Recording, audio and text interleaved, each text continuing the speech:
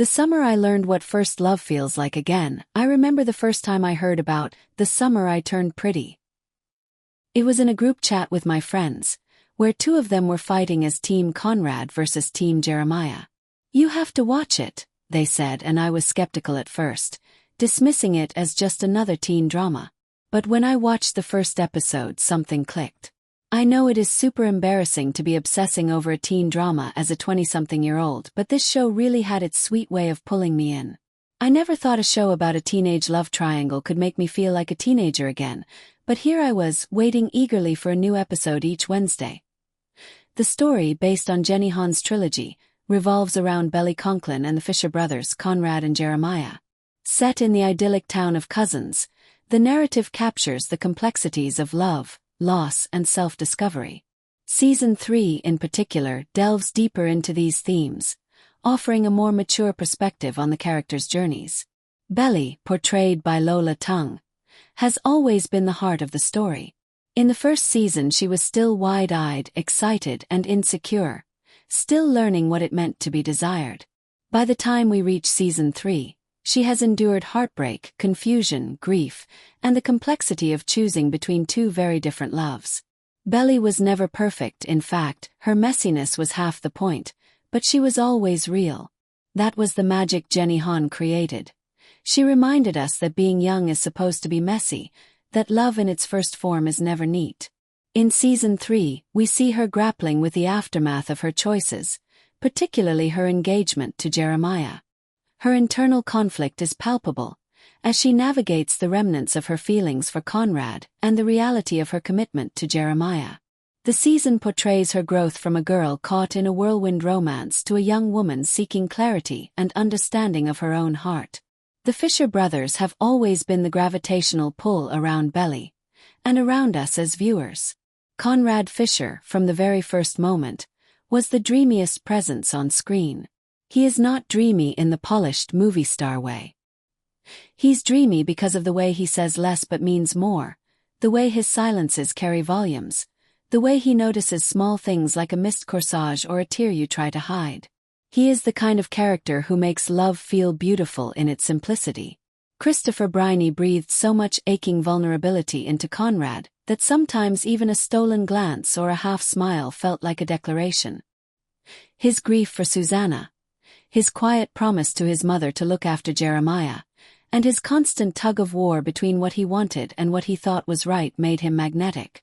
For me, Conrad's love story was the heart of the series, not just his love for Belly, but his love for his family, his loyalty, and the way he allowed himself slowly to open up to happiness again. On the other hand, Jeremiah was the brother who burned brighter. He was warm, spontaneous, playful, and often easier to love. Gavin Casalegno gave him a charisma that made sense of why Belly could be pulled toward him, even while her heart kept drifting back to Conrad. Jeremiah's devotion to Belly, his refusal to let her feel unwanted, and his determination to step into the light when Conrad pulled back all made him a compelling choice. Season 3 put Jeremiah through the hardest test of all, because what does it mean to love someone who cannot give you their whole heart? Watching him plan a wedding, give his all, and still feel the undertow of Conrad and Belly's bond was heartbreaking. Jeremiah represented the love that felt safe and steady, and that is beautiful in its own way, even if it is not the kind that endures forever. The love triangle between Belly, Conrad, and Jeremiah was the show's central tension and kept the internet fighting all summer. It was not just about choosing a boy. It was about Belly learning what kind of love she wanted, what kind of person she was becoming. Conrad's quiet intensity, Jeremiah's sunshine warmth. She was pulled in both directions, and for 3 seasons so were we. When the finale in Paris finally gave us the resolution we had been waiting for, it felt like the kind of love story that was never about surprise, but about inevitability. The tension was never in who Belly would choose but in how she and Conrad would finally get to each other, after all the heartbreak and hesitation.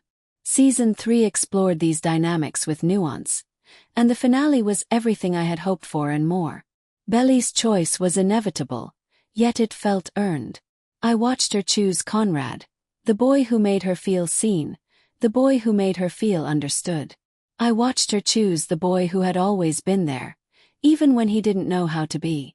I watched her choose the boy who made love feel like poetry, like something worth waiting for. Their love was not easy. It was complicated, messy, and full of obstacles.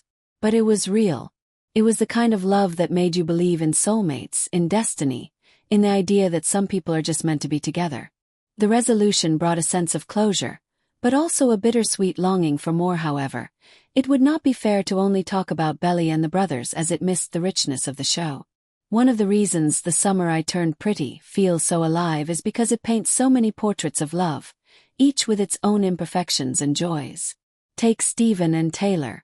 From the beginning, their banter was sharp and their chemistry undeniable. Taylor, Belly's best friend, could have easily been a sidekick stereotype, but instead she blossomed into one of the most relatable characters of the series. With Steven, she found someone who challenged her, teased her, but ultimately adored her.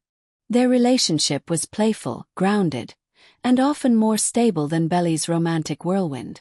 Watching them go from casual flirtation to a genuine, loving partnership was one of the most rewarding arcs in the series.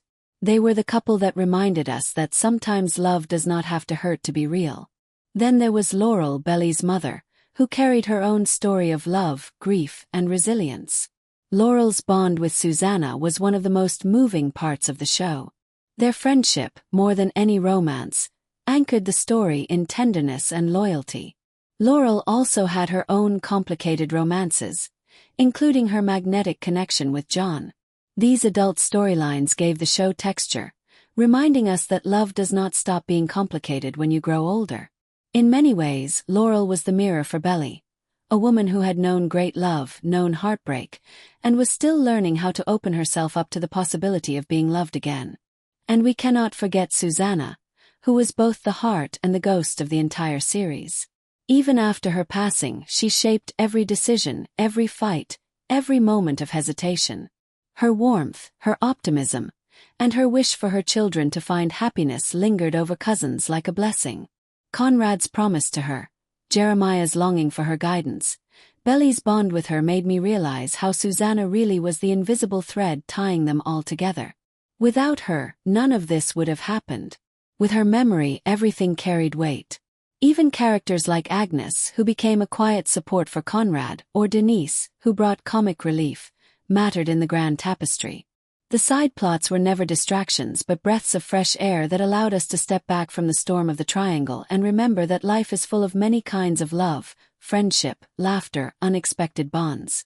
And of course, none of this would have landed the same way without the atmosphere Jenny Han created. The summer house, the beach, the sunlit mornings and the bittersweet evenings all felt like the backdrop to our own teenage memories. Layered onto this was the soundtrack, which was practically its own character. The moment a Swift song began, I swear I could feel my heart sink with the characters. Looking back, I realized the genius of the show was not in its flawless writing or seamless plotting. It was in how it made us feel. It reminded us of crushes that consumed us, of love that felt like it could split us open, of nights spent wondering what someone else was thinking. It gave us permission to feel big feelings again, without cynicism. Now that the series has concluded, there is a sweet void. Because a silly show about summers, first crushes, and awkward love triangles has burrowed its way into my heart, and I hate to admit that I will miss the anticipation of each new episode. Because all this summer, I ached with Conrad. I rooted for Belly even when she frustrated me, and Jeremiah for coming in the way. I miss this feeling of being part of something special, something that made me believe in love again. But even as I miss it, I find solace in the fact that the story was told, and it was told well. It was about summers that change you, about the ache of growing up, and about the joy of realizing that love, even when imperfect, is the most beautiful part of being alive. Like, comment, share, and subscribe my channel.